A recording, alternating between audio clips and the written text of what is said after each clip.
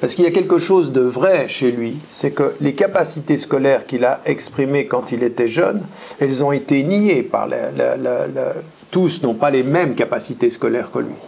Et lui, il avait ces capacités scolaires. Intelligent, beaucoup de mémoire, beaucoup de finesse, et il le disait dans le monde de la nuit, tout le monde connaissait le fait qu'il était un filou en fait.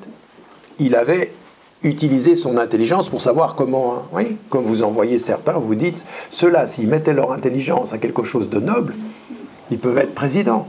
Il y en a qui ont mis leur intelligence au service de la filouterie. Ben lui, il était connu pour ça. Les gens savaient qu'il était très, très, très malin. Et à un moment donné, il prend conscience, et puis c'est en prison que 3 choses se passent. La première des choses, c'est qu'il commence à comprendre que c'est un système qui le met là. C'est un système qui le met là et qui est en train de l'enfermer. Donc il comprend en prison que ce n'est pas simplement son destin, mais c'est un système, c'est une logique de l'exclusion qui passe par la prison. La prison, c'est une des expressions de... Deuxième des choses qu'il voit, c'est qu'en prison, il y a un homme qui va l'impressionner.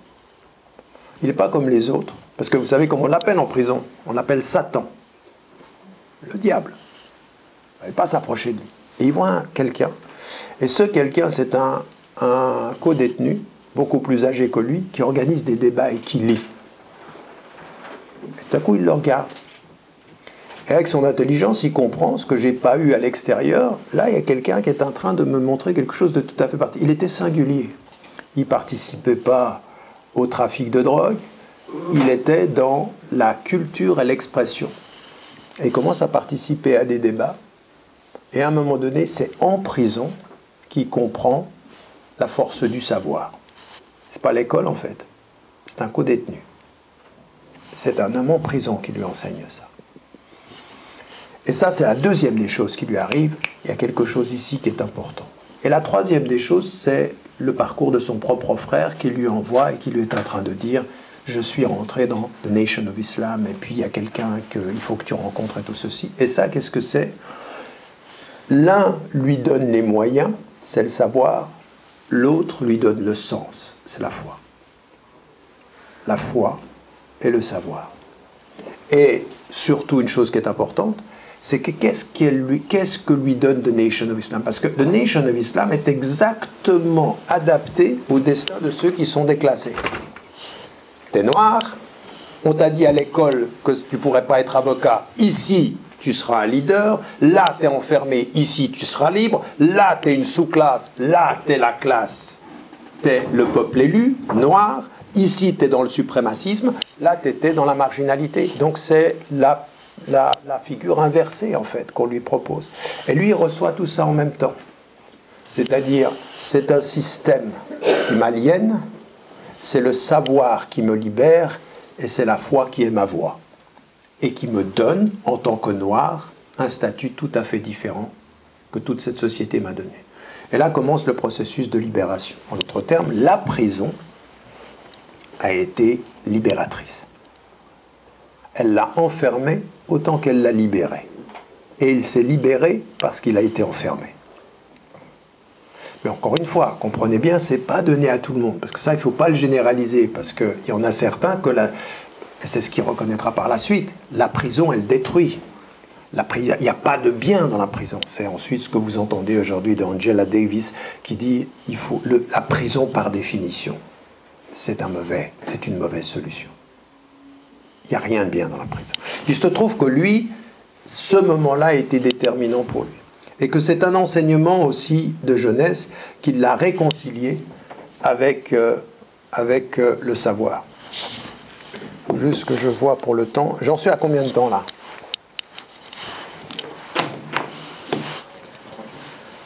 Personne ne vous en fichez en fait. Hein.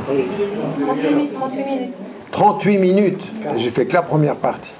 Bon, j'accélère. L'exclusivisme maintenant, c'est la deuxième partie. Qu'est-ce qu'on peut comme thématique? Donc le séparatisme racial et religieux. Ce qui va se passer, c'est que quand il est dans cette affirmation assez radicale du séparatisme. Donc il est rentré, il a suivi les enseignements, son frère lui a envoyé les textes, il a lu, et en prison il a beaucoup appris, il lisait le dictionnaire, il commençait à débattre, il a commencé à faire ses premières armes d'orateur. Eh bien, ce qu'il faut comprendre, c'est que le séparatisme religieux, c'est une première étape de la libération. Pourquoi? Parce que d'abord, c'est se libérer intellectuellement du pouvoir blanc. Donc c'est un premier élément qui est important. Et il se peut parfois, d'ailleurs, vous allez le voir, que vous soyez obligé de passer par une sorte de rapport extrême à l'oppresseur pour trouver la voie médiane. C'est ce qui va lui arriver. Et donc, de ce point de vue, lui, il est d'abord dans un processus de libération. Et comprenez bien, ça c'est important, parce que c'est une vraie question qu'on pose à n'importe lequel d'entre vous.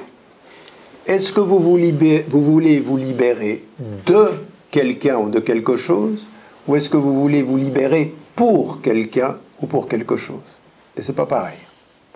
Si vous voulez vous libérer de, c'est l'autre qui va déterminer votre rapport à lui. Vous vous libérez d'un oppresseur, c'est lui qui va déterminer. Si vous voulez vous libérer du pouvoir blanc, ben c'est le blanc qui va déterminer votre mode de libération. Mais si vous voulez vous libérer pour une cause plus noble, pour Dieu, c'est pas pareil. C'est-à-dire que vous ne considérez pas l'autre comme l'ennemi, mais peut-être simplement comme un obstacle. Et qu'en fait, même s'il est un obstacle, vous pourriez, pour votre libération, pour Dieu, le libérer lui aussi, parce que lui aussi, il est enfermé. Donc vous avez deux solutions dans le processus de libération. Si je me libère contre toi, c'est ou toi ou moi. Il y en a un qui va tomber. Mais si je me libère pour Dieu, on va peut-être tous les deux y rester ou tous les deux nous entraider. Ton opposition va me permettre de m'élever. Vous comprenez la différence? Et ça, c'est son processus à lui. Dans un premier temps, le blanc est l'ennemi. Je me libère contre, je me libère de, je suis en opposition. Et ça, c'est la première attitude et elle va être assez radicale. Mais comprenez-la bien, parce que le plus grand... Vous savez, pourquoi je vous dis ceci? Parce qu'il y en a aujourd'hui en France, ils sont obnubilés par l'islamophobie. L'islamophobie, ok, on sait qu'il y a des racistes anti-musulmans.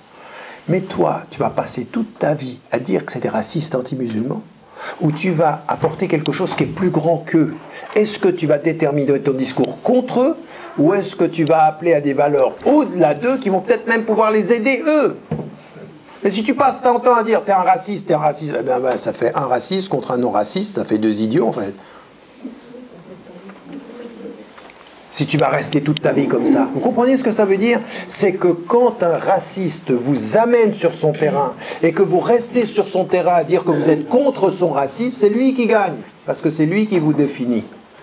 Mais si vous vous centrez à partir de vous-même et de dire mes valeurs valent plus que ton racisme, et même mon exemple va te permettre de dépasser ton racisme peut-être, vous devenez une solution pour les deux, au lieu que lui soit toujours votre problème. Vous avez compris ce que je viens de dire?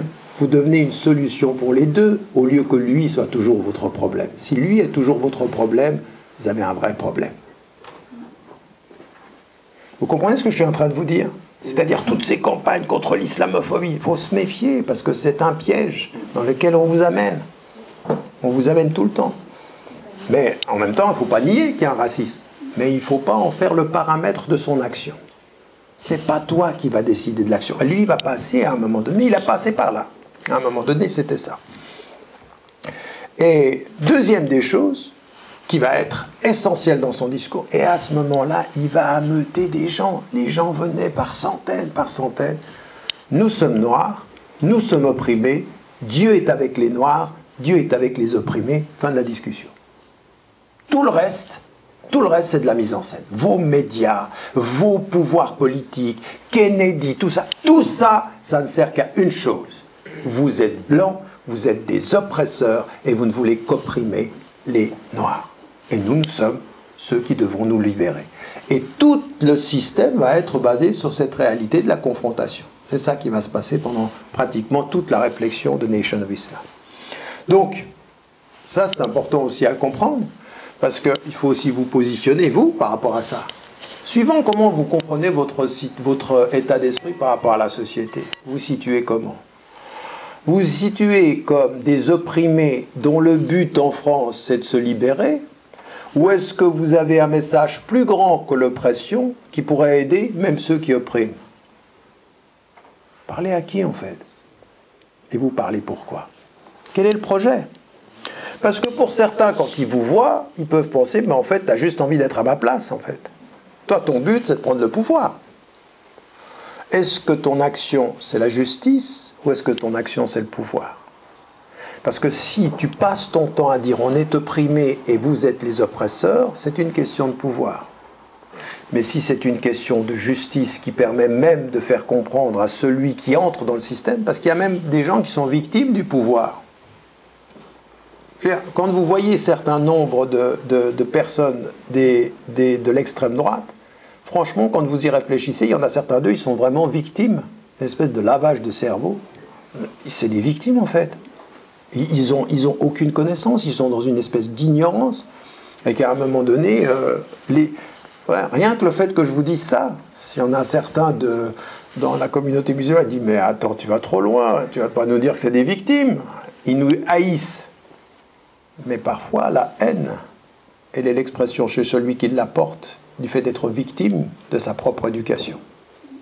Vous voyez, celui qui est en Hollande, il est appelé par le parti d'extrême droite de Wilders d'écrire contre les musulmans. Il écrit des trucs horribles.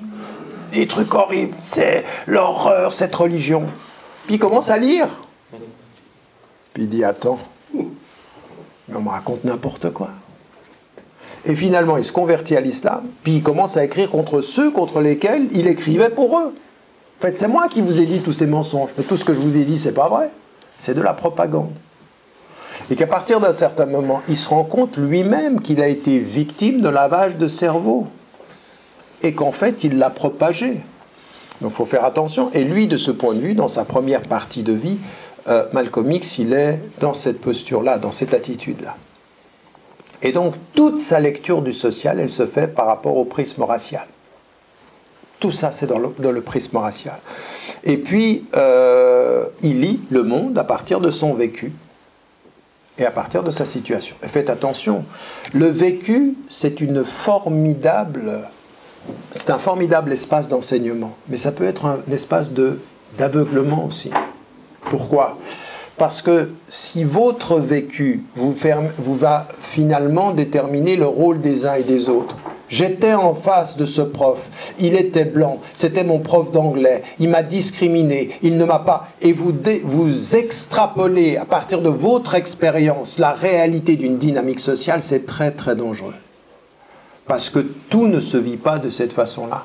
Donc l'expérience personnelle que lui, il a vécue et qui a fait qu'à un moment donné, il s'est positionné, à un moment donné, il y aura une rupture. C'est au moment où il va comprendre que son expérience personnelle, elle ne dit pas la réalité du système de discrimination. C'est là où il va comprendre qu'il y a quelque chose qui lui manquait.